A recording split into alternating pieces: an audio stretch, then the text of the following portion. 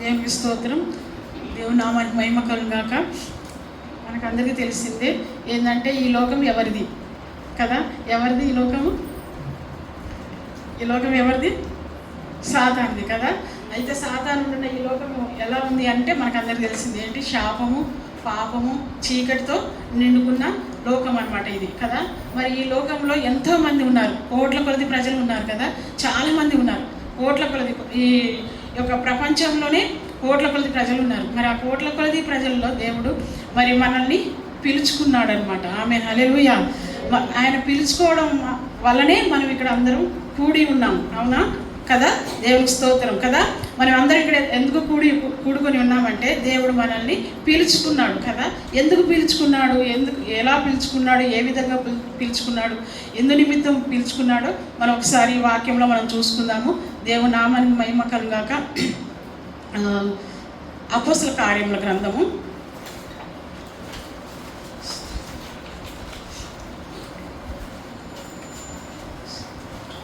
2వ అధ్యాయము. మనకు తెలిసిన వాక్యమే.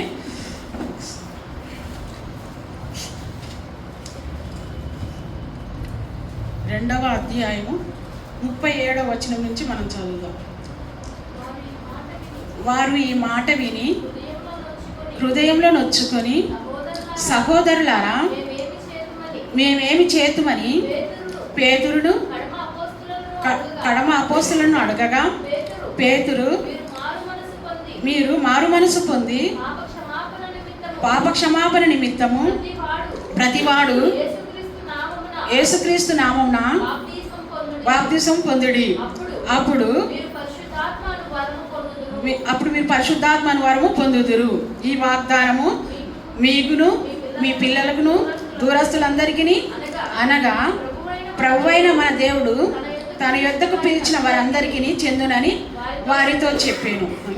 ఇంకను అనేక విధములైన మాటలతో సాక్ష్యమిచ్చి మీరు మూర్ఖులకు ఈ తరం వారికి వేరై రక్షణ పొందుడని వారిని హెచ్చరించాను. దేవుని స్తోత్రం. హల్లెలూయా. దేవుడు మనల్ని ఎందుకు ఈ యొక్క అంటే పాపపు లోకంలో నుండి, లేకపోతే సాతాను యొక్క లోకంలో నుండి దేవుడు మనల్ని ఎందుకు పిలిచాడంటే ఇక్కడ మనం తెలియజేయబడింది ఏంటంటే మనము దేవుని పేరిట మారు మనసు పొంది పాపక్షమాపణ నిమిత్తం ప్రతి ఒక్కరం కూడా మరి ఆయన నామాన్ని ఒప్పుకొని బాప్తిసం తీసుకోవాలని. అంతేకాకుండా వెంటనే మనకి ఏం కలుగుతుందంటే పరిశుద్ధాత్మ అనే వరము పొందుకుంటామని. అయితే ఇది మనకే కాదు, ప్రతి ఒక్కరికి ఇది కలుగుతుంది అనేసి, జరుగుతుంది అనేసి అని దేవుని వాక్యం తెలియజేస్తూ ఉంది. ఏమంట అనగా ఈ వాగ్దానం మీకును మీ పిల్లలను దూరస్తులకు అందరికీ అనగా ప్రభువైన దేవుడు మన తన యొద్దకు పిలిచిన వారికి అందరికీ చెందునని వారితో చెప్పాను. ఈ విధంగా చెప్తూ వస్తూ ఉన్నాడు అనమాట. అయితే మనము ఈ లోకంలో మనం ఉన్నాం కదా. ఈ లోకం ఇలాంటిదని చెప్పుకున్నాము. శాపంతోనూ పాపంతోనూ చీకటితోనూ నిండుకున్న ఈ యొక్క లోకంలో నుండి, ఈ సాతాను యొక్క లోకం నుండి దేవుడు మనల్ని పిలుచుకున్నాడు. ఎందుకు అని అంటే దేవునికి స్తోత్రము, మనం రక్షణ పొందుకోవాలని కదా. ఎందుకు రక్షణ పొందుకోవాలంటే వాటి అన్నిటి నుంచి కూడా మనం విడుదల పొందుకొని దేవునికి సొత్తైన జనంగా, దేవునికి మరి ఇష్టలుగా మనం జీవించాలని మరి దేవుడు తెలియజేస్తూ ఉన్నాడు అనమాట. దేవుని వాక్యం తెలియజేస్తూ ఉందన్నమాట. దేవునికి స్తోత్రం. ఒకసారి మనం చూద్దాము. పేతురు రాసిన పత్రిక మొదటి పేతురు రాసిన పత్రిక 2వ అధ్యాయము 9వ వచనం. అయితే మీరు చీకటిలో నుండి ఆశ్చర్యకరమైన తన వెలుగులోనికి మిమ్మును పిలిచిన వారి గుణాతిశయములను ప్రచురం చేయు నిమిత్తము ఏర్పరచబడిన వంశమును, రాజులైన యాజక సమూహమును, పరిశుద్ధ జనమును, దేవుని సొత్తైన ప్రజలనై ఉన్నారు. అయితే దేవుడు ఇక్కడ తెలియజేస్తున్నాడు ఏంటంటే మనమంట దేవుడు ఎట్లా పిలుచుకున్నాడు? చీకటిలో ఉన్న మనల్ని ఏం చేశాడంట? ఆశ్చర్యకరమైన తన వెలుగులోనికి పిలుచుకొని మనకి రక్షణ ఇచ్చాడు. ఏ విధంగా రక్షణ మనం పొందుకుంటామంటే మనకు అందరికీ తెలిసిందే కదా. ఆయన నామాన్ని ఒప్పుకొని ఆయన నామం పేరిట మనం బాప్తిసం తీసుకున్నప్పుడు మరి పొందుకున్నప్పుడు దేవుడు మనల్ని రక్షణలోనికి తీసుకుంటాడు. అయితే ఎందుకు మనం ఈ రక్షణలోనికి తీసుకోవాలని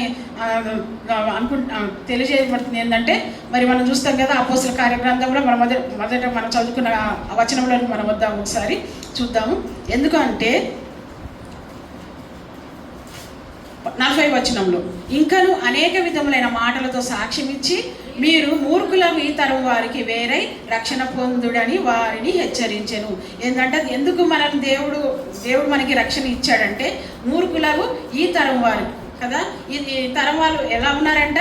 మూర్ఖంగా ఉన్నారు, అంటే వక్రమైన బుద్ధి కలిగిన వారుగా ఉన్నారు. మరి ఈ వక్రమైన బుద్ధి కలిగిన వారుగా ఉన్న ఈ లోకంలో నుండి, ఆ ప్రజల మధ్యలో నుండి దేవుడు మనల్ని ఏం చేయమంటున్నాడు? వేరై ఉండమంటున్నాడు. వేరై రక్షణ పొందండి. వేరై కావడమే కాదు, ఏంటంటే వేరై ఉండడం అంటే దానికి సాదృశ్యంగా ఏంటంటే మనం ఆయన నమ్ముకొని బాప్తిసం తీసుకోవడం అనమాట. ఆయన రక్తంలో మన పాపంలో, మన దోషంలో, మన శాపంలో అన్నింటి కూడా కడుక్కొని మరి విడిపింపబడి ఆయన కృపలో మనం రక్షణ పొందుకునే వారంగా ఉంటామనేసి దేవుడి వాక్యం ఇక్కడ సెలవిస్తూ ఉందన్నమాట. ఏంటంటే ఈ మూర్ఖులాగా ఈ తరం వారికి మనము వేరై ఏం చేయాలి? రక్షణ పొందుకోవాలి. అంటే ఇప్పుడు మనం చూస్తున్నాం, మరి దేవునికి స్తోత్రం, దేవునామానికి మహిమ కలుగాక. 1 కొరింథీ పత్రిక ఒకసారి చూద్దాము. 1 కొరింథీ పత్రిక 1వ అధ్యాయము 1వ వచనం. దేవుని చిత్తం వలన యేసుక్రీస్తు యొక్క అపోస్తలుడుగా ఉండుటకు పిలువబడిన పౌలును, సహోదరుడైన సోస్తెనేసును, కొరింథీలోనున్న దేవుని సంఘమునకు, అనగా క్రీస్తు యేసునందు పరిశుద్ధపరచబడిన వారై పరిశుద్ధులుగా ఉండుటకు పిలువబడిన వారికి మనకును ప్రభుగా ఉన్న మన ప్రభు అయిన యేసుక్రీస్తు నామంలో ప్రతి స్థలంలో ప్రార్థించి వారందరికీ శుభమని చెప్పి వ్రాయనది. ఇక్కడ మనం చూసినట్లయితే ఏంటంటే మనం రక్షణ పొందుకున్నామని ఇందాక మనం అపోస్తల కార్య గ్రంథంలో మనం చూసాం కదా. ఈ మనం కొరింథీయులకు వచ్చేసరికి అక్కడ మనకి ఏం జరుగుతుందంటే మనం పరిశుద్ధంగా ఉండడానికి పిలువబడ్డామని కదా. ఏంటి? క్రీస్తు యేసునందు పరిశుద్ధపరచబడిన వారై పరిశుద్ధులుగా ఉండుటకు పిలువబడిన వారికి అని చెప్తున్నాడు. అంటే మనం ఎందుకు పిలువబడ్డాము? ఈ లోకంలో నుండి ఎందుకు పిలువబడ్డామంటే మనం పరిశుద్ధులుగా ఉండడానికి దేవుడు మనల్ని పిలిచాడు కదా. ఎందుకు మనం పరిశుద్ధత కలిగి ఉండాలి అని అంటే మనకు అందరికీ తెలిసిందే కదా. దేవుడు ఆయన ఎలాంటి దేవుడు? ఆయన పరిశుద్ధుడైన దేవుడు కదా. మరి పరిశుద్ధుడైన ఆ దేవుడు మనల్ని ఏమని కోరుకుంటున్నాడు? పరిశుద్ధంగా ఉండాలని కోరుకుంటున్నాడు. అదే వాక్యం మనం చూద్దాము. పేతురు రాసిన మొదటి పత్రిక 1వ అధ్యాయము 14వ వచనంలో మనం చూసినట్లయితే అక్కడ మనం చూస్తాము, నేను పరిశుద్ధుడై ఉన్నాను కనుక మీరును పరిశుద్ధులై ఉండుడని వ్రాయబడి ఉన్నది. కాగా మీరు విధేయులకు పిల్లలై మీ పూర్వపు అజ్ఞాన దశలో మీకుండిన ఆశలను అనుసరించి ప్రవర్తింపక మిమ్మును పిలిచిన వాడు పరిశుద్ధుడై ఉన్న ప్రకారం మీరును సమస్త ప్రవర్తన యందు పరిశుద్ధులై ఉండుడి అని దేవుని వాక్యం ఇప్పుడు తెలియజేస్తూ ఉంది. అయితే మనం మొదటిగా మనం చూసుకున్నాం కదా, ఏమని? మనం ఈ యొక్క పాప లోకంలో నుండి, ఈ చీకటి లోకంలో నుండి, ఈ శాపకరమైన లోకం నుండి మనం దేవుడు ఆకర్షించుకుంటేనే తప్ప, ఆయన పిలిస్తేనే తప్ప మనం ఆయన రక్షణలోనికి మనం రాలేము, ఆయన రక్షణ మనం పొందుకోలేము. మరి ఆయన ఆకర్షించుకొని ఆయన మరి మనకు రక్షణ ఇచ్చిన ఆ దేవుడు మరి మనం ఏ విధంగా ఉండాలని కోరుకుంటున్నాడంటే పరిశుద్ధులుగా ఉండాలని దేవుడు కోరుకుంటున్నాడు. మరి ఎందుకు మనం పరిశుద్ధులుగా ఉండాలని దేవుడు కోరుకుంటున్నాడంటే ఆయన పరిశుద్ధుడుగా ఉన్న దేవుడు అనమాట. మరి ఆ పరిశుద్ధుడుగా ఉన్న దేవుడు ఏమంటున్నాడంటే నేను పరిశుద్ధుడై ఉన్న ప్రకారం మీరును పరిశుద్ధులై ఉండాలి అనేసి. ఎందుకు పరిశుద్ధులుగా ఉండాలని, ఏ విధంగా పరిశుద్ధులై ఉండాలంటే మనం ఈ లోకంలో ఉంటున్నాం కాబట్టి మరి ఏ విధంగా ఉన్నామంటే మరి పాపపు లోకంలో, ఈ శాపపు లోకంలో, మరి చీకటి లోకంలో ఉంటున్నాం. మనల్ని దేవుడు తన ఆశ్చర్యకరమైన వెలుగులోనికి మనం పిలిచిన దేవుడు మనకు రక్షణ ఇచ్చాడు. రక్షణ ఇచ్చినందుకు వదులుకొని మనం పరిశుద్ధంగా ఉండాలని కోరుకుంటున్న దేవుడు. అదే సమయంలో మరి పరిశుద్ధులుగా ఉండాలంటే ఏం చేయాలంటే మనకున్న మరి పూర్వపు అజ్ఞాన దశము ఉందంట మనకి కదా. ఏముంది? మనం రక్షణ పొందుకోకముందు, ప్రభువును మనం తెలుసుకోకముందు, ప్రభువును మనం ఎరగకముందు, రక్షణ తీసుకోకముందు మనం ఎట్లా ఉన్నామంటే పూర్వ అజ్ఞాన దశలో ఉన్నాం అనమాట కదా. చీకటి లోకంలో మనం ఉన్నామని ఇక్కడ తెలియజేస్తుంది. ఏంటంటే కాగా మీరు విధేయులకు పిల్లలై మీ పూర్వపు అజ్ఞాన దశలో మీకుండిన ఆశలను అనుసరించి ప్రవర్తింపక. అంటే ఇప్పుడు మనం రక్షణ పొందుకున్నాం కదా. రక్షణ పొందుకున్నాం, మనం ఏం చేయాలంటే పరిశుద్ధులుగా జీవించాలి. పరిశుద్ధులుగా జీవించాలంటే మనం ఏం చేయాలంటే మునుపున్న జీవితాన్ని మనం విసర్జించాలి, వదిలివేయాలి, విడిచిపెట్టాలి అన్నమాట. ఏంటి మనకు ఇంతకుముందు ఉన్న జీవితము అంటే మనకు అందరికీ తెలిసింది కదా. ఏంది అని అంటే లోక మర్యాద అనుసరింపక కదా. లోక మర్యాదని మనం అనుసరించవద్దు. ఇంకా మునుపున్న అజ్ఞాన దశలో మనం నడవకూడదు. ఇంకా ఏమంటే ఇంతకుముందు ఉన్న ఆశను అనుసరించి మనం నడుచుకోవద్దు అనమాట. ఇవన్నిటిని బట్టి మనం ఏంటంటే వాటిని అన్నిటిని వదిలేయడం వల్ల వాటి అన్నిటిని విడిచిపెట్టడం ద్వారా మరి మనం ఏ విధంగా మారగలుగుతామంటే పరిశుద్ధులుగా మనం బ్రతకగలుగుతాం అనమాట, జీవించగలుగుతాం అనమాట. మరి అక్కడ మనం చూస్తాము ఏమనంటే, దేవుని స్తోత్రం, దేవుని నామానికి మహిమ కలుగాక. రోమా 12:1 చూస్తాము, చూడండి ఒకసారి. కాబట్టి సహోదరులారా, పరిశుద్ధమును దేవునికి అనుకూలమును అయిన సజీవ యాగంగా మీ శరీరములను ఆయనకు సమర్పించుకొనుడని దేవుని వాత్సల్యమును బట్టి మిమ్మల్ని బతిమాలుకొనుచున్నాను. ఇట్టి సేవ మీకు యుక్తమైనది. మీరు ఈ లోక మర్యాదను అనుసరింపక ఉత్తమమును అనుకూలమును సంపూర్ణమై ఉన్న దేవుని చిత్తమేదో పరీక్షించి తెలుసుకున్నట్లు మీ మనస్సు మారి నూతన మగుట వలన రూపాంతరం పొందిన మనం రూపాంతరము పొందాలి. ఎక్కడి నుంచి అంటే లోకంలో నుంచి దేవునిలోనికి మనం రూపాంతరం పొందాలి. ఎలాగా అంటే మనం మన సజీవయాగంగా మనం దేవునికి సమర్పించుకున్నప్పుడే మనం పరిశుద్ధులుగా మారగలుగుతాం అనమాట. ఎట్లా? మన ప్రాణం, మన ఆత్మ, మన శరీరం అంతా కూడా ప్రభుకి సజీవయాగంగా మనం సమర్పించుకున్నప్పుడే మనము పాపం నుండి దూరంగా ఉన్నప్పుడు మాత్రమే మనం పరిశుద్ధులుగా ఈ లోకంలో మనం జీవించగలుగుతాం. ఇంకేమంటున్నాడంటే, మనం ఈ లోక మర్యాదను మనం అనుసరించే వారంగా ఉండొద్దు అనేసి. ఈ లోకపు మరి పోగడలు మనం పోవద్దు, ఈ లోకపు యొక్క అజ్ఞాన దశలో మనం ఉండకూడదు. వాటిన్నిటిని కూడా విడిచిపెట్టి మనం ఏం చేయాలంటే దేవుని కొరకు ఒక పరిపూర్ణమైన జీవితాన్ని, పరిశుద్ధమైన జీవితాన్ని జీవించాలనేసి అని దేవుడు కోరుకుంటూ ఉన్నాడు అనమాట. దేవుని నామానికి మహిమ కలుగాక. హల్లెలూయా, హల్లెలూయా. అయితే ఈ లోక మర్యాదను అనుసరింపక అనేసి అని ఉంది కదా. ఈ మీకు పూర్వం ఉన్న అజ్ఞాన దశలో మీరు మరి ప్రవర్తించకాలని ఉంది కదా. అయితే దీనికి ఉదాహరణగా నేను చెప్పగలను. ఏంటంటే నా జీవితంలో జరిగిందనమాట. ఏంటంటే నేను ఇంతకుముందు కూడా మరి మీకు అందరికీ తెలిసిందే, నేను ఆంజనేయ దేవుని ఎక్కువగా పూజ చేసే దానిగా ఉన్నాను.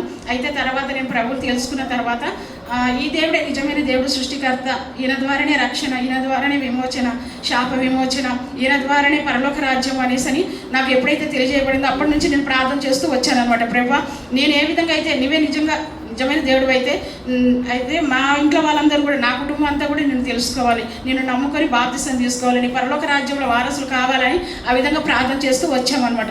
దేవుని కృప బట్టి మరి నా ప్రార్థన బట్టి దేవుడు మా కుటుంబానికి అంతా కూడా రక్షణను ఇచ్చాడనమాట. అయితే ఆ సమయంలో అయితే ఇక్కడ మనం చూస్తున్నాం కదా, ఈ లోక మర్యాదను అనుసరించవద్దు. ఇంకా మన పూర్వపు ఉన్న ఆ అజ్ఞాన దశను మనం వదిలివేసేయాలని, ఈ లోక ప్రవర్తన మనం వదిలేసేయాలని. అయితే ప్రారంభ దినాల్లో మా అమ్మ చాలా, అంటే మా ఇంట్లో వాళ్ళందరూ కూడా దేవుడు రక్షణ ఇచ్చాడు, పరిశుద్ధాత్మను ఇచ్చాడు. ఇంకా ఆయన కృపలో మమ్మల్ని పరిశుద్ధంగా నడుచుకోవడానికి కృపని అనుగ్రహిస్తూ వచ్చాడు. అయితే ఆ సమయంలో అమ్మ చాలా వరకు దేవుని ఈ యొక్క వాక్యానుసారంగా నడుస్తూ వచ్చింది. అయితే దుష్టుని యొక్క కార్యాలు మరి ఏ విధంగా ఆమె మీద ప్రభావం చూపిందో నాకు తెలియదు. కానీ ఇక ఏం జరిగిందంటే, మాకు బంధువులు చుట్టాలు చాలా ఎక్కువ మంది అనమాట మా దాంట్లో. అయితే అమ్మ ఇంకా వాళ్ళ బంధువులు చుట్టాలు ఇంకా ఎవరైతే రక్త సంబంధికులు వాళ్ళు ఉన్నారో వాళ్ళందరూ కూడా మరి అన్యులుగా ఉన్నారు. వాళ్ళందరూ కూడా మరి విగ్రహారాధన కంటే కూడా మరీ భయంకరమైన విగ్రహారాధన, ఆ లోక ఆచారాలు, లోకంలో లేనివి కూడా వాళ్ళు పాటిస్తూ ఉంటారు అనమాట, ఆచరిస్తూ ఉండేవాళ్ళు అనమాట. అలాంటి వాళ్ళు అనమాట వాళ్ళు. అయితే మా అమ్మని అందరూ కూడా చాలా ప్రేమగా చూసుకుంటారు మా బంధువులు చుట్టాలు అందరూ. ఎందుకంటే మా అమ్మ అలా బంధువులు చుట్టాలంటే, రక్త సంబంధికులు అంటే చాలా ఇష్టం. అయితే ప్రతి పండుగకి, ప్రతి పబ్బానికి, ప్రతి ఫంక్షన్కి పిలుస్తూ ఉన్నారనమాట. పిలవడం వల్ల ఏం జరుగుతుందంటే, ఇక వెళ్ళేసి వచ్చేదనమాట. మా అమ్మ వెళ్ళేసి వచ్చిన తర్వాత వచ్చిన వెంటనే ఏం జరుగుతుందంటే వామిటింగ్స్, మోషన్స్ అలా జరుగుతాయి. అలాగా జరుగుతాను. మళ్ళీ ఇంకా వేరే చోట వెళ్ళేసి వచ్చిందండి. ఆ విధంగా మళ్ళీ ఇంకొకసారి ఏం జరిగిందంటే అట్లా, లేకపోతే జ్వరము, లేకపోతే తలనొప్పి, ఇలాగా చాలా బలహీనతతో బాధపడుతుంది అనమాట. అయితే నేను ఒకరోజు మా అమ్మకి చెప్పాను అనమాట. అమ్మ, మనము దేవుడు మనల్ని ప్రత్యేకించుకున్నాడమ్మా, ఈ లోకంలో నుండి దేవుడు మనల్ని మరి ఏర్పరచుకున్నాడమ్మా, మనల్ని పిలుచుకున్నాడమ్మా. అటువంటి మనము వారి దగ్గరికి వెళ్ళొద్దమ్మా, వారిలో మనం పాల్గొనొద్దు, మనం వారి సహవాసం మనం చేయొద్దు అనేసి ఆ విధంగా నేను చెప్పడం జరిగింది. అయితే దేవుని స్తోత్రం. అయితే అప్పుడు మా అమ్మ ఆ విధంగా చూసుకునేది, బంధువుల గురించి, చుట్టాల గురించి అన్ని చూసుకునేది. వెళ్ళి పిలిచిన వాళ్ళందరి దగ్గరికి వెళ్ళేది, అవన్నీ చేసి వచ్చేది, బాధపడుతూ ఉండేది. అది తర్వాత క్రమక్రమంగా ఇక దేవుడు కూడా నువ్వు అట్లా వెళ్ళడానికి వీలేదని చెప్పి మంచంలో పడేసాడు. ఆ తర్వాత దేవుడు ఆమెను తీసుకోవడం జరిగింది. దేవుని స్తోత్రం. అయితే అప్పుడు అమ్మ ఉన్నప్పుడు పిలిచినప్పుడు బంధువులు, చుట్టాలు వాళ్ళందరూ పిలిచినప్పుడు అమ్మ వెళ్ళేది. మేమందరమే వెళ్ళే వాళ్ళం కాదు. ఎవరు మేము నేను కానీ మా చెల్లె కానీ తమ్ముళ్ళు కానీ ఎవరు వెళ్ళే వాళ్ళం కాదు.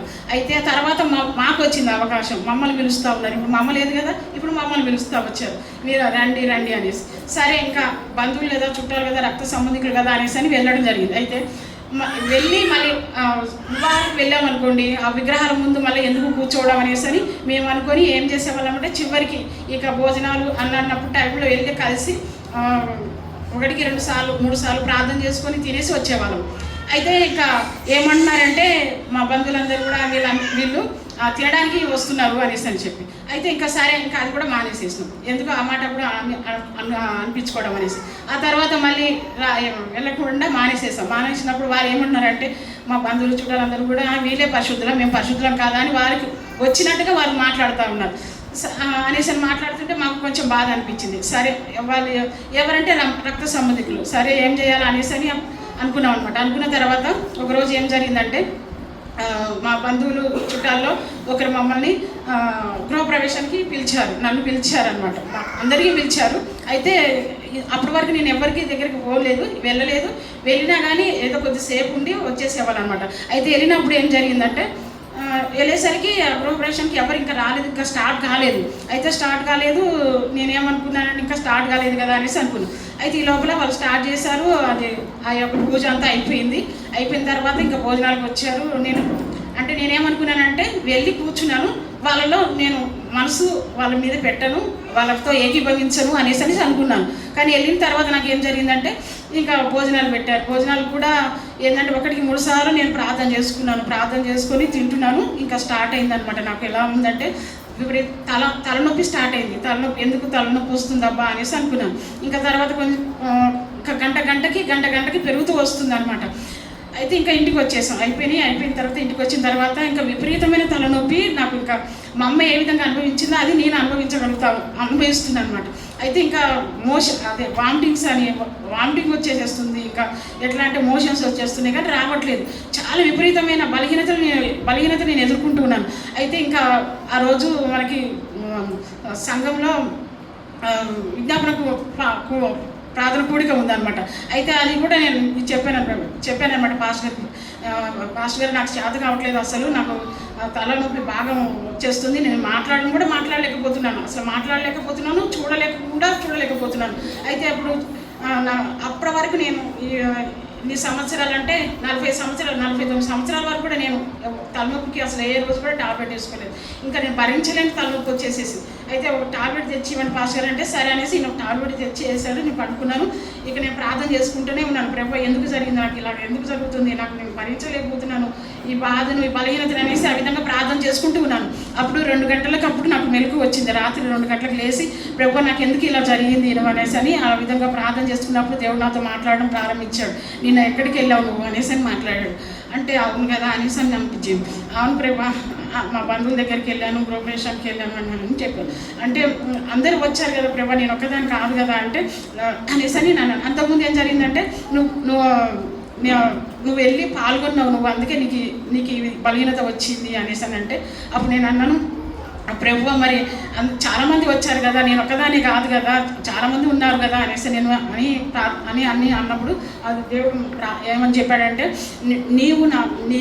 మీరు నాకు ప్రత్యేకించబడిన వారు, నేను మిమ్మల్ని పిలుచుకున్నాను, మీరు ప్రత్యేకంగా ఉండాలని నేను మిమ్మల్ని పిలుచుకుంటే మీరేమో తిరిగి మీరు లోకానికి వెళ్ళిపోతున్నారనే మాట నాకు గుండెల్లో చెవులో మారుమ్రోగింది అనమాట. దేవునికి స్తోత్రం, హల్లెలూయా. అయితే వెంటనే ఇంకా ప్రభు దగ్గర ఒప్పుకున్నాను, ప్రభు ఇంకా నేను ఏ రోజు కూడా మా బంధువులని, మా చుట్టాలని, మరి రక్త సంబంధికులని నేను వెళ్ళాను. ఇంకా నేను చెప్పినది ఒకప్పుడు మా అమ్మకి నేను చెప్పాను, తిరిగి నేను అదే మరి ఆ మాయలోనే పడిపోయాను, ఈ లోక మర్యాదను అనుసరించాను, లేకపోతే మా బంధువుల యొక్క మర్యాదను అనుసరించాను, ప్రభు నన్ను క్షమించని ఒకసారి మరి నేను తీర్మానం చేసుకోవడం జరిగింది అనమాట. దేవుని నామానికి మహిమ కలుగాక. ఆ విధంగా అనమాట ఏంటంటే ఆ ఎఫెక్ట్ ఏదో విధంగా మన మీద పడుతుంది. ఎందుకంటే మనము మరి దేవుడు మనల్ని పిలుచుకున్నాడు. మామూలుగా ఎందుకు ఇప్పుడు ఈ లోకంలో ఎంతోమంది ఉన్నారు కదా, కోట్ల మంది ఉన్నారు. ఆ కోట్ల మంది ప్రజల్లో దేవుడు మనల్ని పిలుచుకొని ఏం చేశాడు, మనకి రక్షణ జీవితం ఇచ్చాడు. రక్షణ ఇవ్వడమే కాదు కానీ మరి పరిశుద్ధంగా ఉండడానికి దేవుడు మనల్ని పిలుచుకున్నాడు. మరి పరిశుద్ధంగా ఉండవలసిన మనం ఏం చేస్తున్నాం అంటే తిరిగి మళ్ళీ లోకంలోనికే వెళ్ళిపోతున్నాం, లోక మర్యాదను అనుసరిస్తున్నాం. ఇంతకుముందు ఉన్న పూర్వ పూర్వము ఏ విధంగా అనుసరిస్తూ వచ్చామో ఆచారాలు వ్యవహారాలు అవన్నీ కూడా అనుసరించడం ద్వారా మనం పరిశుద్ధంగా జీవించలేకపోతున్నాం. ఆ పరిశుద్ధతలో మనం జీవించలేకపోతున్నాం. కాబట్టి ఏం జరుగుతుందంటే ఆ ప్రభావం, ఆ ఈవిల్ స్పిరిట్ యొక్క ప్రభావం, ఆ యొక్క ఏదైతే చీకటి ప్రభావం ఉందో ఏదో విధంగా మన మీద ఎఫెక్ట్ అవుతూనే ఉంటుంది అనమాట. ఆ ప్రభావం మన మీద చూపుతూనే ఉంటుంది. అయితే అది మనం గుర్తుపట్టట్లేదు అనమాట. దేవునికి స్తోత్రం.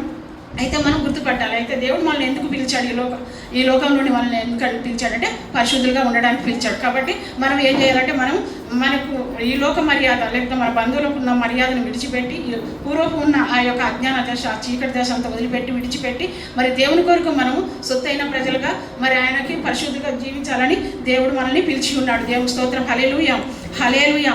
దేవుడు నామానికి మహిమ కలుగాక. అదేవిధంగా మన దేవుడు ఎందుకు మనకు పిలిచాడని చెప్పాము. దేవుడు మనల్ని రక్షణ పొందుకోవడానికి ఆయన యొక్క రక్తంలో మన పాపంలో, మన దోషంలో, మన శాపాలను కడుక్కొని ఆయన యొక్క కుమార్తెలుగా ఉండడానికి మనం రక్షణ పొందుకున్నాం. మనం ఏం ఏ విధంగా ఉండడానికి దేవుడు పిలిచాడు అనుకున్నాము? పరిశుద్ధంగా ఉండడానికి దేవుడు మనల్ని పిలుచుకున్నాడు. ఇంకా దేనికి దేవుడు మనల్ని పిలుచుకున్నాడంటే ఆయన సహవాసం కొరకు మనల్ని పిలుచుకున్నాడంట. దేవుని నామానికి మహిమ కలుగాక.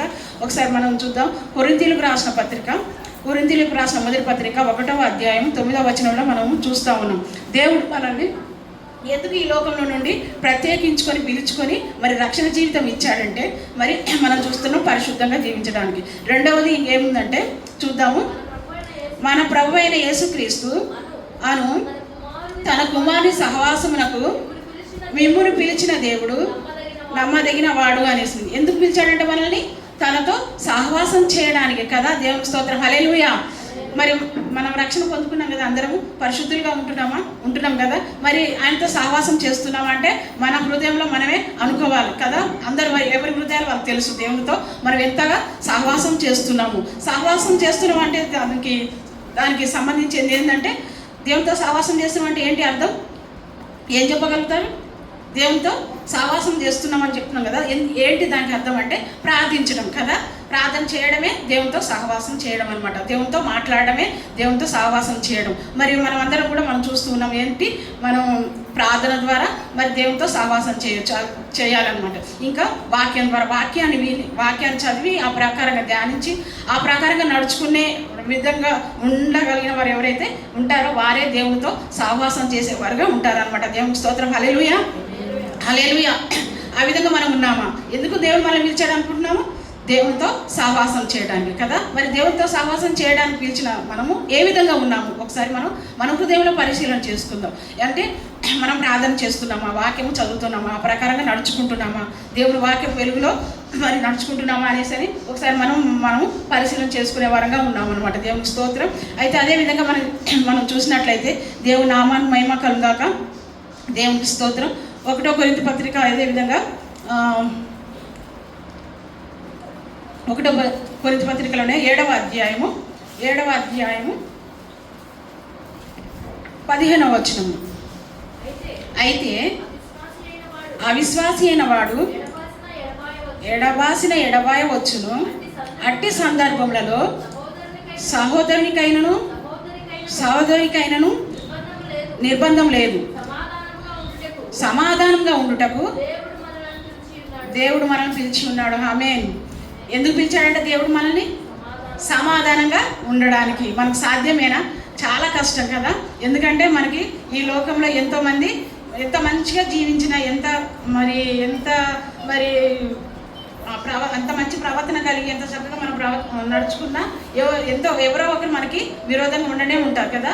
మన గురించి అసూయపడే వాళ్ళే ఉంటారు, మన గురించి చెడుగా మాట్లాడే వాళ్ళు ఉంటారు, ఇంకా మన గురించి ఇంకా వ్యతిరేకంగా ప్రవర్తించే వాళ్ళు, మాట్లాడే వాళ్ళు ఎంతోమంది ఉంటారు. మరి వాళ్ళందరితో కూడా ఎలా ఉండాలంటే మనము సమాధానంగా ఉండాలనేసి కదా.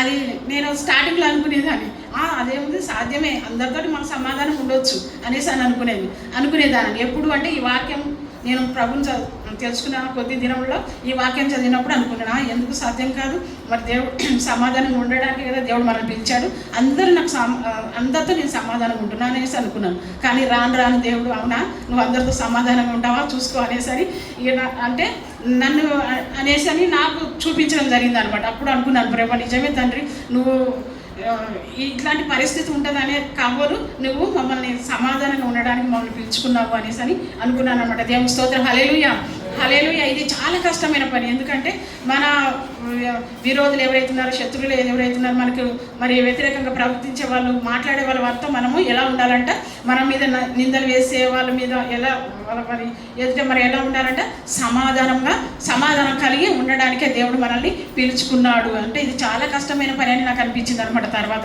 అయినప్పటికీ దేవుడు ఏమని చెప్తున్నాడు, మిమ్మల్ని నేను సమాధానం కొరకే మిమ్మల్ని నేను పిలుచుకున్నాను అనేసి అని, సమాధానంగా ఉండడానికి కొరకే మిమ్మల్ని నేను పిలుచుకున్నాను అనేసి అని చెప్తున్నాడు.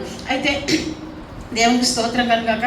అయితే అసాధ్యం, అది సమాధానంగా ఉండడానికి మనకి అసాధ్యమే. అయితే దేవుడు ఏం చెప్తున్నాడంటే ఆ సమాధానాన్ని వెతికి వెంటాడాలంట కదా. మనం పేతురు పత్రికలో మనం చూస్తాం కదా, ఒకసారి మనం చూద్దాము. ఎందుకంటే ఆ వాక్యం ఎందుకు వచ్చింది అబ్బా నేను ఆ తర్వాత ఒకసారి ఆలోచన చేశాను అనమాట. ఎందుకు వెతికి వెంటాడమంటున్నాడు దేవుడు అనేసి అని అనిపించింది అనమాట. దేవుడు నామానికి మహిమ కలుగాక. పేతురు రాసిన 1వ పత్రిక, మొదటి పత్రిక 3వ అధ్యాయము 11వ వచనంలో మనం చూద్దాం. అతడు కీడు నుండి తొలగి మేలు చేయవలెను, సమాధానం వెతికి దానిని వెంటాడాలంట కదా. దేవుని స్తోత్రం. హల్లెలూయా.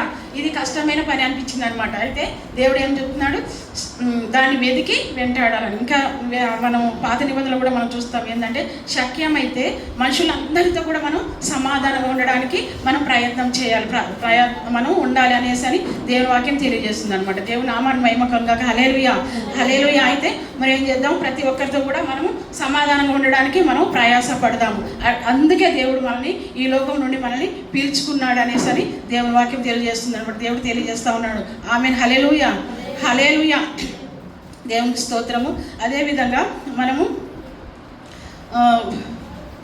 మొదటి రాసిన పేతురు మొదటి పత్రిక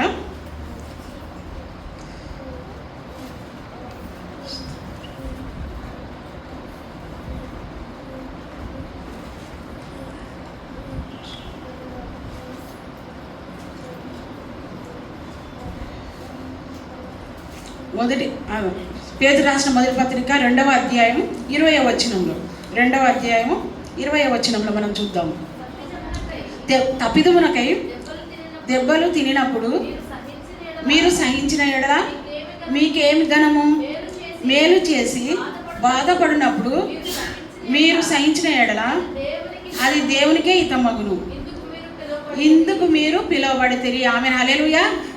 ఏంటంటే మనం ఏంటి తప్పు చేసి దెబ్బలు తింటే అదేం లేదు కదా.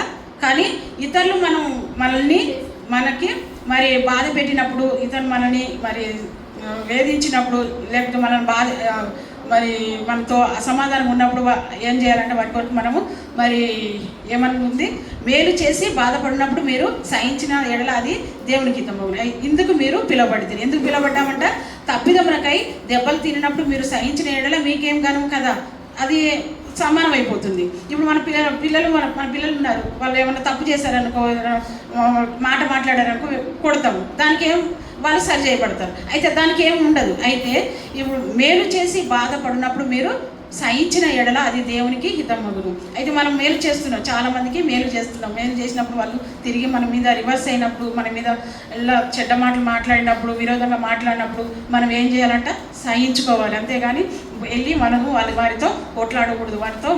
వారి గురించి మళ్ళీ వేరే వాళ్ళకి మరి అబద్ధంగా వ్యతిరేకంగా మాట్లాడడానికి వీల్లేదనమాట. అయితే ఏం చేయాలంటే మనము మేలు చేసి మనం వారిని సహించాలనేసి అని దేవుని వాక్యం తెలియజేస్తూ ఉందనమాట. మేలు చేసి బాధపడినప్పుడు మీరు సహించిన వేళ అది దేవునికి హితమగును, ఇందుకు మీరు పిలువబడతారు కదా. మనం ఎందుకు పిలువబడ్డాము, మరి తప్పు చేసి మరి తప్పు దానికి వ్యతిరేకంగా మాట్లాడినప్పుడు అది ఓకే అయిపోతుంది. కానీ మనం వాళ్ళకి మేలు చేసినప్పుడు మరి వాళ్ళు రివర్స్ మనకి అయినప్పుడు వాళ్ళు ఏం జరుగుతుందంటే అది అప్పుడు మనకి బాధ అనిపిస్తుంది కదా, బాధ అనిపిస్తుంది అనమాట. అయితే దీనికి ఉదాహరణ నేను ఏం చెప్పగలనంటే, గడిచిన సంవత్సరంలో నేను విశ్వాసగా ఉన్నప్పుడు ఏం జరిగిందంటే, దేవునికి స్తోత్రము.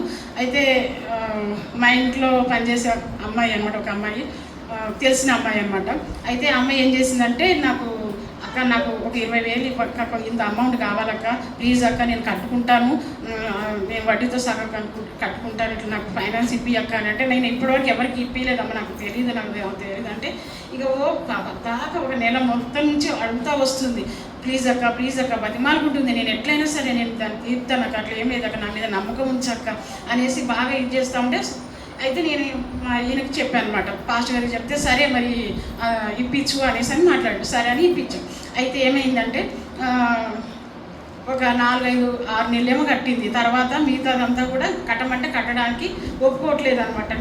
నేను అప్పుడు కొడతా ఇప్పుడు కొడతా, నేను కడతాలే అంటే అట్లా కాదు కదా అనేసి. అయితే మరి మేము ఆ 20 అప్పు అంతా కూడా మేము చేయాలి, ఎందుకంటే నేను మధ్యలో ఉన్నాను కాబట్టి అది నేను భరించాలి. ఈ అమ్మాయి నన్ను ఎంత అంటే అసలు వదిలిపెట్టలేకుండా ఉందనమాట. వదిలిపెట్టకుండా నన్ను అడగడం వల్ల నేను ఆ పని చేయాల్సి వచ్చింది. దానివల్ల ఏంటంటే నేను బాధపడాల్సి వచ్చింది కదా.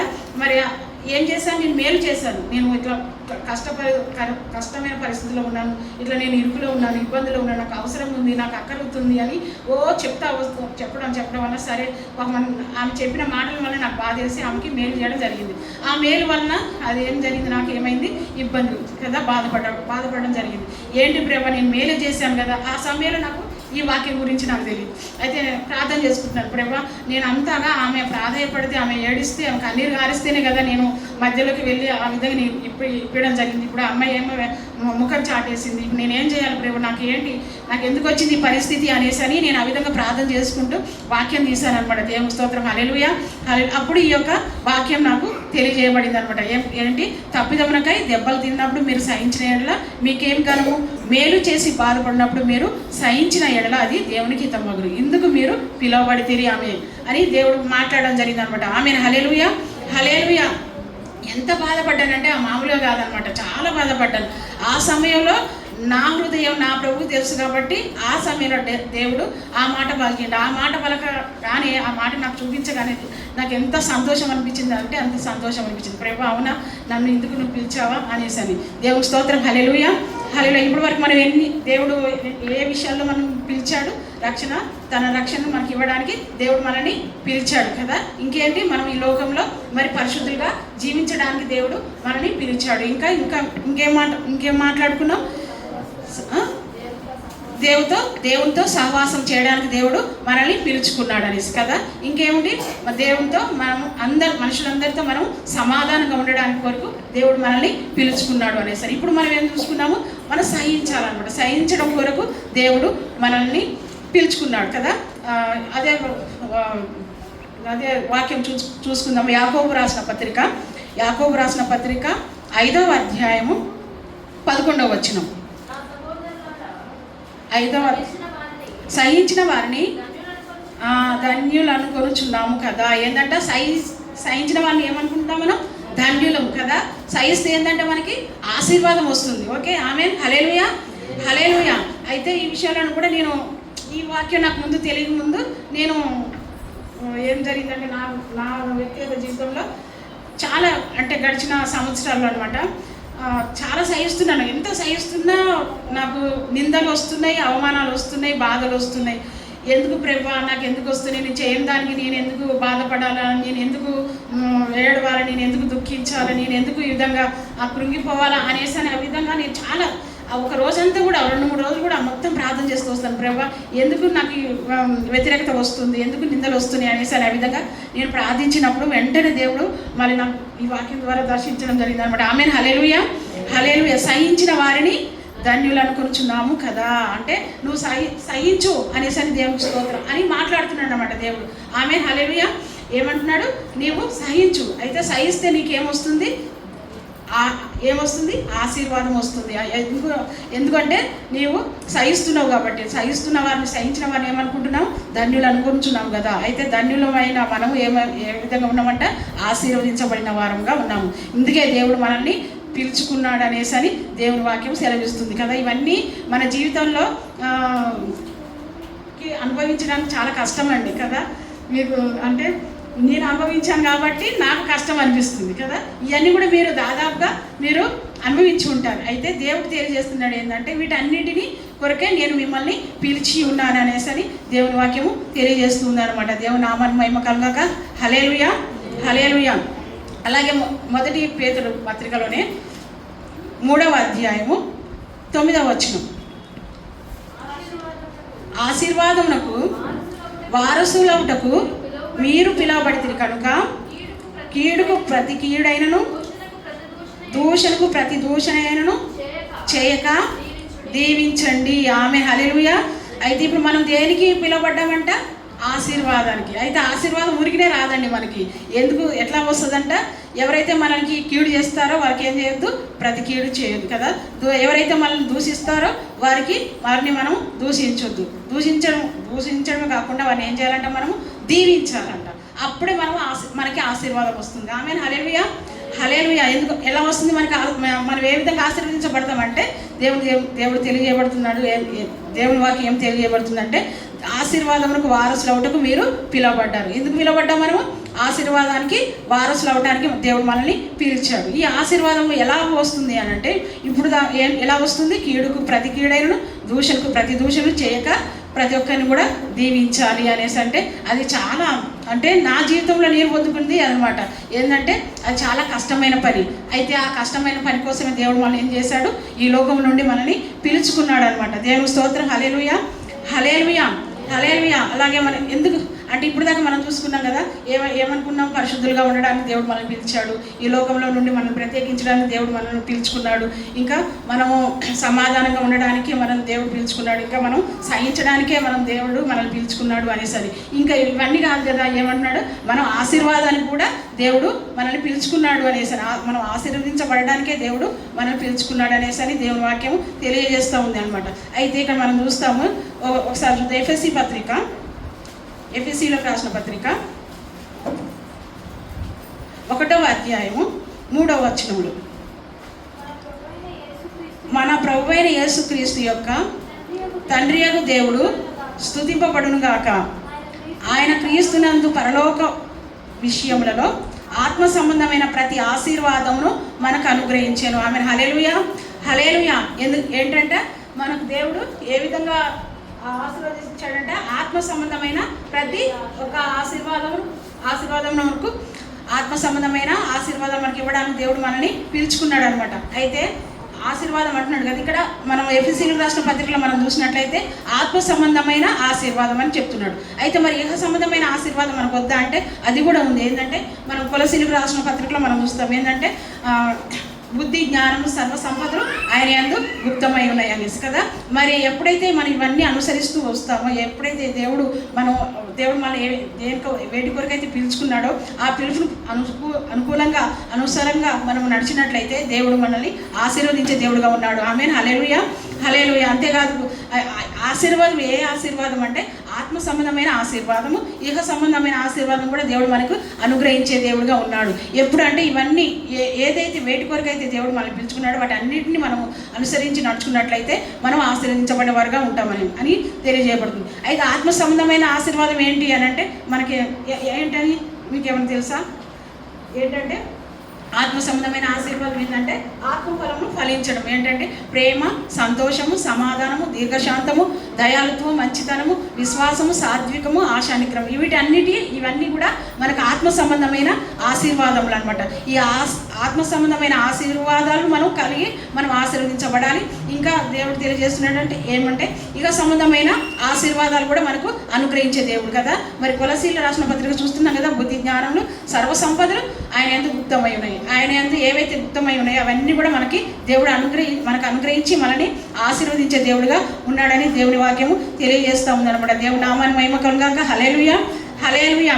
అదేవిధంగా మనం చూసినట్లయితే రోమీయులకు రాసిన పత్రిక 1వ అధ్యాయము అయిపోయింది. రోమీయులకు రాసిన పత్రిక 1వ అధ్యాయము కింద నుంచి 2వ లైన్లో, రోమీయులకు రాసిన పత్రిక 1వ అధ్యాయము కింద నుంచి 2వ లైన్లో, మీరును దొరికిందండి. రోమీయులకు రాసిన మొదటి పత్రిక 1వ అధ్యాయము 1వ అధ్యాయంలో 8వ వచనం ఉంది కదా, 8వ వచనం పై వచనంలో అనమాట. పై వచనంలో మీరును వారిలో ఉన్న వారై యేసుక్రీస్తు వారుగా ఉండుటకు పిలువబడి ఉన్నారు. హల్లెలూయా, ఆమేన్.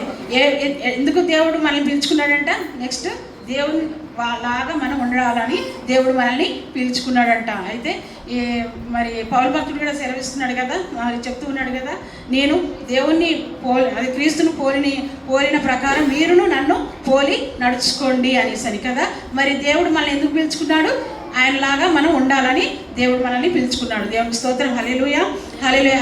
అంతేకాకుండా ఇంకా దేవుడు మనల్ని ఎందుకు పిలుచుకున్నాడంటే 1 పేతురు పత్రిక 5:10 చూద్దాం. 5:10 తన నిత్య మహిమకు క్రీస్తునందు మిమ్మును పిలిచిన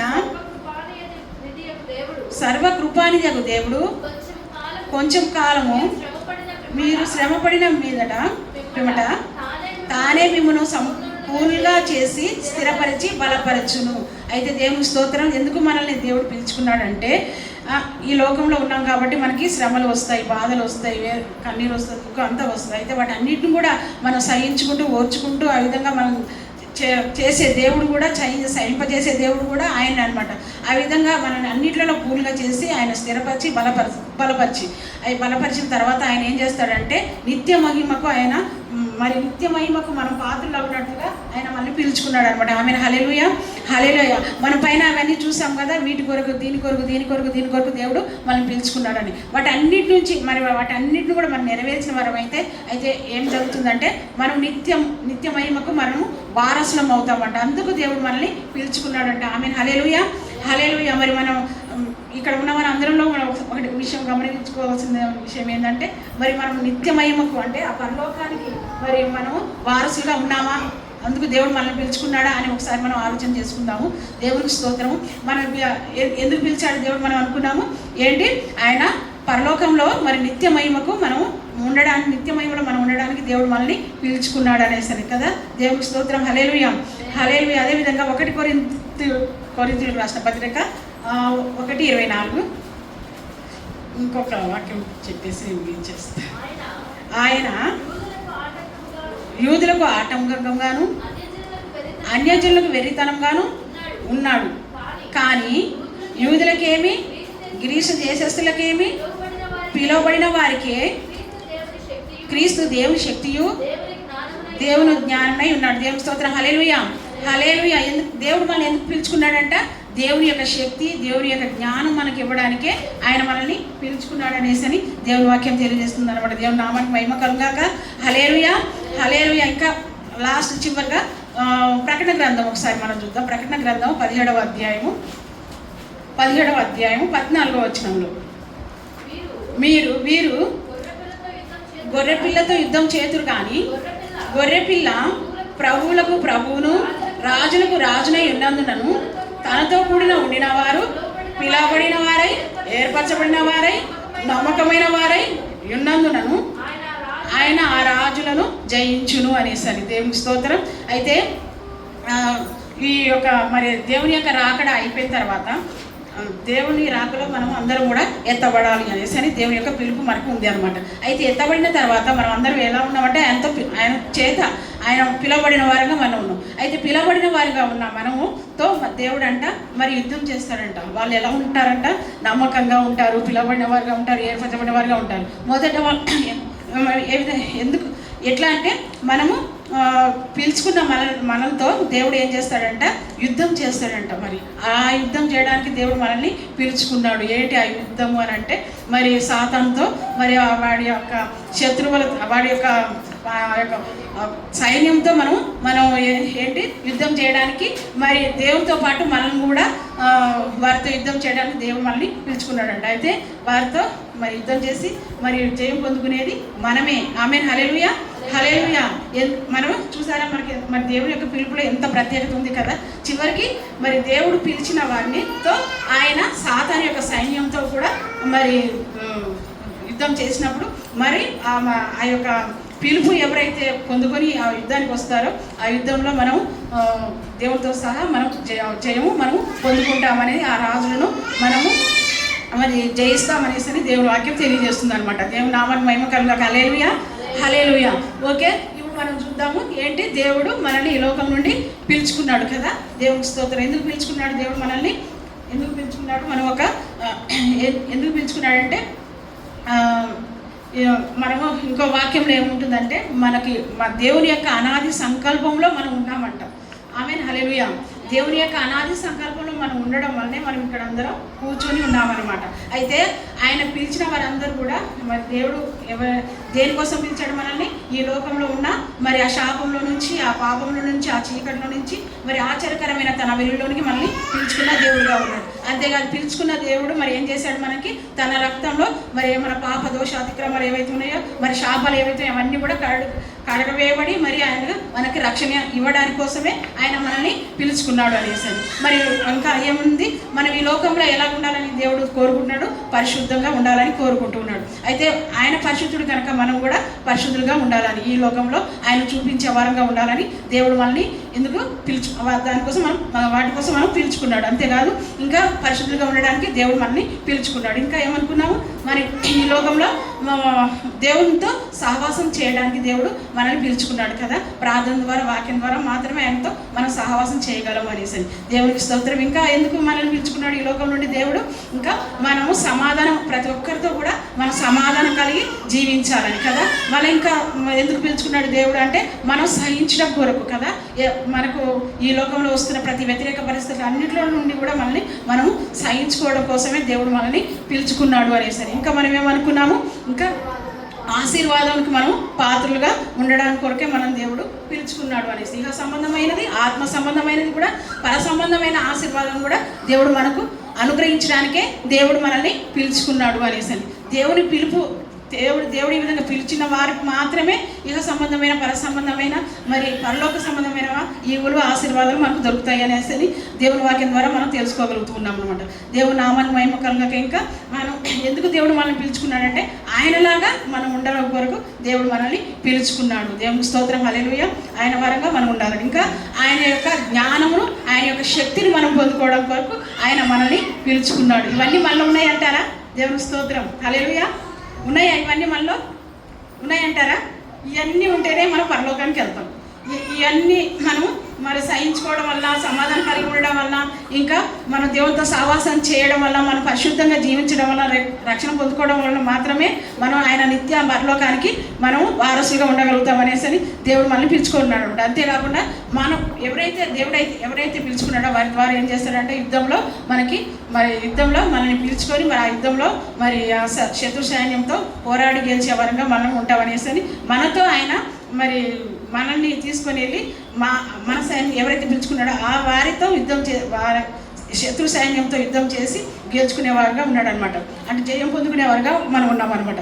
ఇదంతా ఎవరితోటి సాధ్యం అంటే దేవుడు ఎవరైతే పిలుచుకున్నాడో వారి ద్వారానే ఇదంతా సాధ్యం జరుగుతుంది అనమాట. ఆమేన్, హల్లెలూయా, హల్లెలూయా. దేవుని స్తోత్రం. ఈ విషయం బట్టి మనం ఒక 2 నిమిషాలు ప్రార్థనలో ఉందాము. దేవునికి స్తోత్రం. అందరూ ప్రార్థన చేసుకుందాము.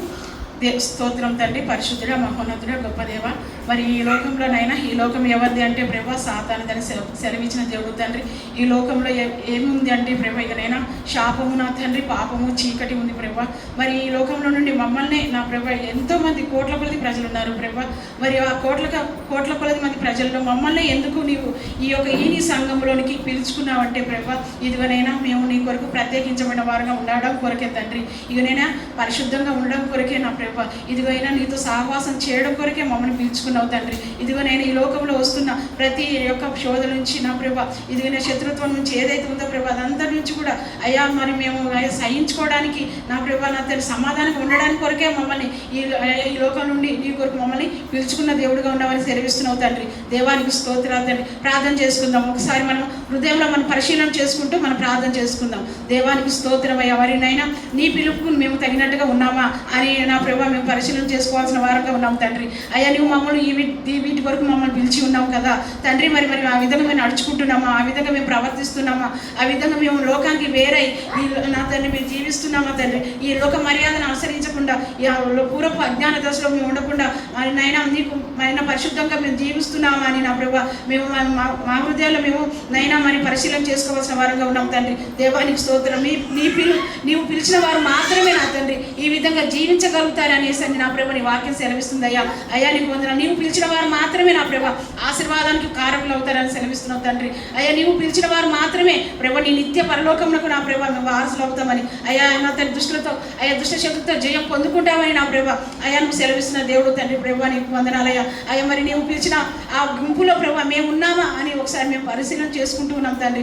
దేవానికి వందనాలు స్తోత్రాలయ్యా. అయ్యా మరి నైనా నీ రక్షణ పొందుకొని నీవు పరిశుద్ధంగా జీవిస్తూ నీతో సహవాసం చేస్తూ అయ్యా ఈ లోకంలో ఉన్న మేము నా తండ్రి అయ్యా ప్రతి ఒక్కరిని నా ప్రభుతో సమాధానం ఉంటూ అయ్యా ప్రతి వ్యతిరేకమైన సమయంలో అయ్యానైనా సహిస్తూ నా ప్రభానైనా ఉండగారంగా మమ్మల్ని ఉంచమని వేడుకుంటున్నాం తండ్రి. అదే కాదు ప్రభు అయ్యా నిన్ను పోలి నిన్ను పోలి మేము నడుచుకోవడం కొరకే నైనా మీరు మమ్మల్ని పిలిచారని సెలవిస్తున్నాం తండ్రి. మరి వీటన్నిటిని మేము కలిగి ఉన్నామా అయితే వీరి యొక్క గుంపులో మేము ఉన్నామా అని మేము నా తండ్రి మేము పరిశీలన చేసుకోవాల్సిన వారంగా ఉన్నాం తండ్రి. మమ్మల్ని దయతో కనికరించండి, కృప దయచేయండి. నీ పిలుపుకు తగినట్టుగా మేము నడుచుకోవడానికి మాకు సహాయం దయచేయండి ప్రభా.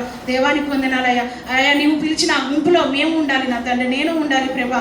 ఆ విధంగా అయితేనే మాత్రమే నా ప్రభా నీ పరలోకంలో మేము వారసులుగా ఉంటాం తండ్రి. నీ నిత్య ఆయా పరలోకంలో నిత్య జీవనకు మేము వారసులుగా ఉంటామని తెలియజేస్తున్నాం ప్రభా. మరి దేవా ఆ పిలుపును అయినా మేము ఆ ప్రకారంగా మేము నడుచుకునే విధంగా మాకు సహాయం దయచేయి ప్రభా. నీకు వందనాలు స్తోత్రాలు తండ్రి. కృప దయచేయండి నైనా నీకు వందనాలయ్యా. సహాయం దయచేయి తండ్రి నీకు వందనాలయ్యా. ఆ పిలుపు విషయంలో మేము నా తండ్రి అయా మేము నా తండ్రి అయా మేము జాగ్రత్త కలిగి నడుచుకోవడానికి మాకు సహాయం దయచేయి తండ్రి. దేవానికి వందనాలు స్తోత్రాలు తండ్రి. కృపతో నింపమని బలపరచమని ఇదిగనైనా నీ పిలుపులో మేము ఉండి నా ప్రభా అయా ఆ పిలువబడిన వారిలో నా తండ్రి మేము ప్రత్యేకించబడిన వారంగా ఉండి నీ నిత్య మహిమకు మేము వారసులు ఉండడానికి మాకు సహాయం దయచేయమని మహిమ గంట ప్రభావం మీరు పొందుకోమని ప్రభు అయిన క్రీస్తు యేసు నామములో ప్రార్థించి అడిగి పొందుకొని ఉన్నాము తండ్రి. ఆమేన్ ఆమేన్. దేవుని స్తోత్రం. హల్లెలూయా. ఈ సమయంలో మనం